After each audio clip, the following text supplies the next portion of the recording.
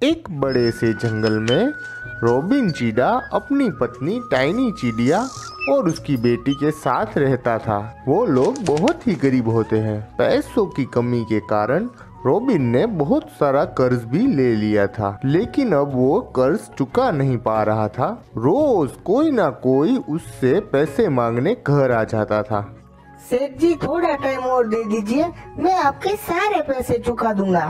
देखो रॉबिन, अगर कल शाम तक तुमने मेरे पैसे वापस नहीं किए तो मैं तुम्हें जिंदा नहीं छोड़ूंगा, ये बात याद रखना तुम।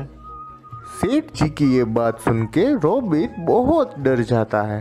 हे भगवान, मैं कल तक पैसे कहाँ से लाऊंगा? और अगर मैंने ये सेठ को कल शाम तक पैसे नहीं दिए तो ये तो मुझे मार ही डालेगा। देर रात जब टाइनी और उसकी बेटी सो रहे थे तो रॉबिन अपने घर से बहुत दूर भाग जाता है। वो उड़ता ही जाता है, उड़ता ही जाता है।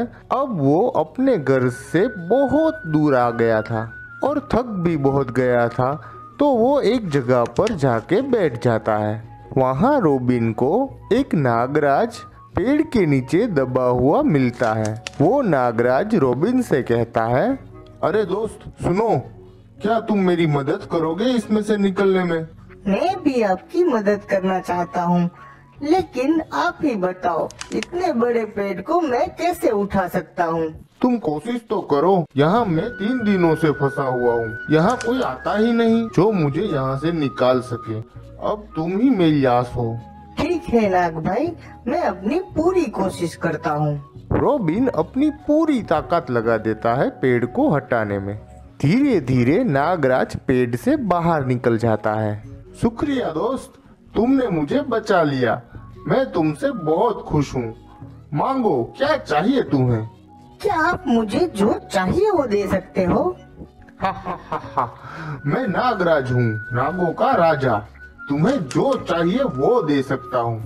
नागराज भैया, मुझ पे बहुत सारा कर्ज है, इसीलिए मुझे अपने परिवार को छोड़ के यहाँ भाग के आना पड़ा।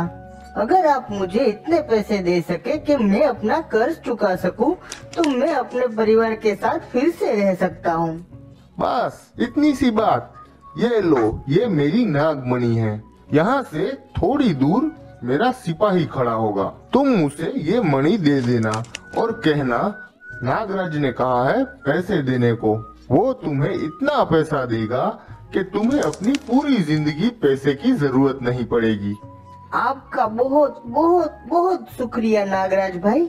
रॉबिन बहुत खुश होके नागराज के सिपाही के पास पहुंचता है और मणि दिखा के कहता है, भैया, नागराज ने कहा है ये मणि के बदले पैसे देने को। नागराज की मणि दिखाओ मुझे। नागराज कहाँ है? वो आगे जंगल में है। तुम झूठ बोल रहे हो, वो 3 दिनों से लापता है। कहीं उनके गुम होने में तुम्हारा तो हाथ नहीं? कहीं तुमने उन्हें मार तो नहीं डाला? अरे नहीं नहीं, बल्कि मैंने तो उनकी जान बचाई है। तुम झूठ बोल रहे हो, तुमने जरूर नागराज को मार के उनकी मणि ले ली होगी। सिपाही रॉबिन की बात नहीं सुनता और उसे पेड़ से बांध देता है। भैया, मेरा यकीन करो, ये मणि उन्होंने ही मुझे दी है। सच बोलो, तुमने ही हमारे राजा को मार दिया है। मैं तुम्हें छोड़ूंगा नहीं। वहाँ अचानक नागराज आ जाता है।